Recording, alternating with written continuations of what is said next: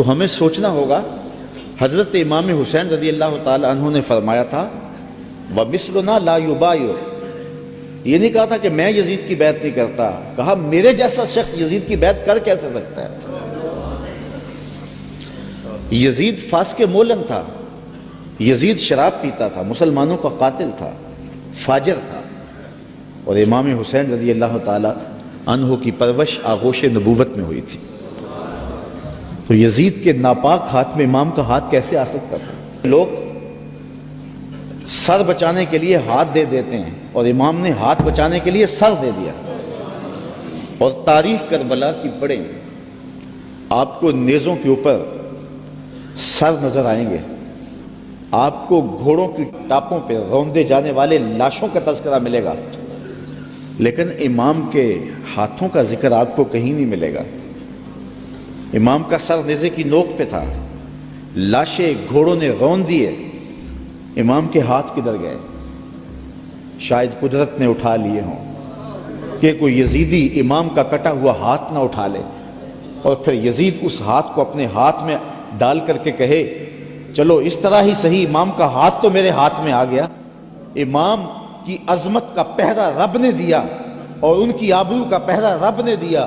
امام حسین کا کٹا ہوا ہاتھ بھی یزید کے ہاتھ میں نہیں آیا۔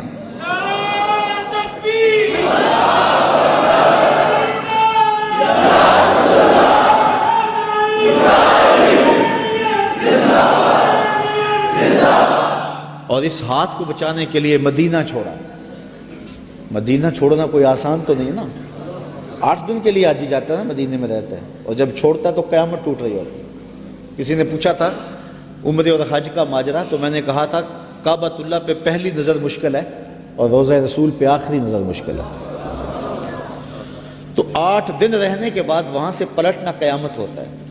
اور جس نے زندگی مدینے میں گزاری ہے، جو پیدا مدینے میں ہوا، جس کے گھر کا دروازہ مسجد نبوی کے اندر کھلتا ہو، جس کا مسکن اور مولد مدینہ ہو، تو اپنی فکر کی آبیاری کے لیے اور یزید سے اپنے ہاتھ کو بچانے کے لیے آپ نے وہ شہر مدینہ بھی چھوڑا، شہر خوبہ بھی چھوڑا، پھر مکہ المکرمہ بھی چھوڑا۔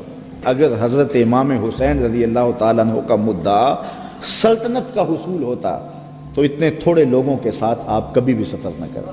ٹوٹل 145 افراد ہیں، بچوں اور خواتین کے سمیت، اور سارا مدینہ آپ کا مرید ہے۔ طرمہ بن عدی بن حاتم راستے میں ملتا ہے تو 30,000 کا لشکر آپ کی پشت پہ کھڑا ہونے کا عندیہ دیتا ہے۔ آپ فرماتے مجھے یہ بھی قبول نہیں ہے۔ یزید کا مکروہ چہرہ بے نقاب کرنے جا رہے تھے اور اس شہادت کو چومنے جا رہے تھے جس کی بشارت رسول اللہ نے دی ہوئی تھی، اور پھر بڑھتے گئے اور اٹھنے والے قدم حضرت امام کے پیچھے نہیں ہٹے، اور قیامت تک لوگوں کو درس اور سبق دے گئے کہ حق کے لیے جان کا نذرانہ پیش کرنا پڑے تو یہ سودا سستا ہے۔ آج دین کی قدریں پامال ہوں اور ہم ڈھب سے بات بھی نہ کر سکیں، تو میں پوچھتا ہوں کیا حجرہ فاطمہ سے بڑی بھی کوئی خانقاہ ہو سکتی ہے؟ کیا حسین ابن علی سے بڑا بھی کوئی سجادہ نشین ہو سکتا ہے؟ تو جب انہوں نے حق کے لیے اپنا سب کچھ لٹا دیا تو مجھے اور آپ کو اپنی زندگی کی ایک ساتھ کو دین کے لیے پیش کر دینا ہوگا۔ حضرت امام حسین رضی اللہ تعالیٰ عنہ نے یزید کی بیعت سے انکار کیا، اور اس میں ہمارے لیے سیکھنے کی یہ بات ہے کہ ہم کبھی بھی کسی ظالم کے ہاتھ پہ بیعت نہ کریں۔ یہ جو مصلی کی امامت ہے، میں اپنے اس جملوں پہ آپ کی توجہ چاہوں گا۔